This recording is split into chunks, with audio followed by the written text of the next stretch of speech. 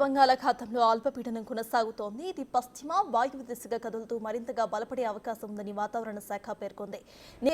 దీని ప్రభావంతో డిసెంబర్ 15 వరకు కొన్ని చోట్ల తేలికపాటి నుంచి మోస్తారు వర్షాలు కురుస్తాయని అధికారులు తెలిపారు.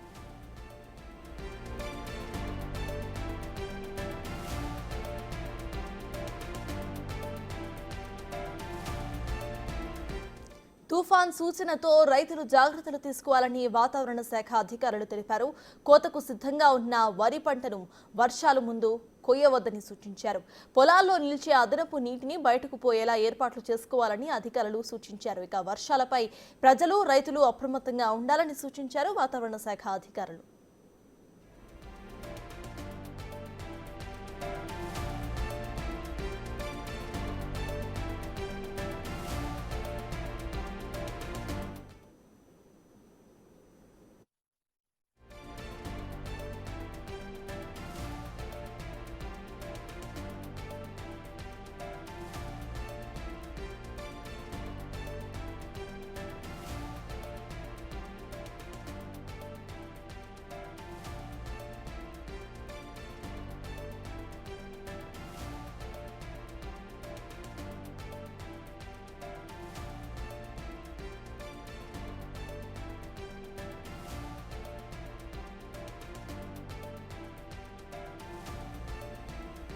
నైరుతి బంగాళాఖాతంలో అల్పపీడనం కొనసాగుతోంది. ఇది పశ్చిమ మరియు వాయువ్య దిశగా కదులుతూ మరింతగా బలపడే అవకాశం ఉందని వాతావరణ శాఖ పేర్కొంది. నేడు శ్రీలంక, తమిళనాడు తీరాలకు చేరే అవకాశం ఉందని అంచనా వేస్తున్నారు అధికారులు.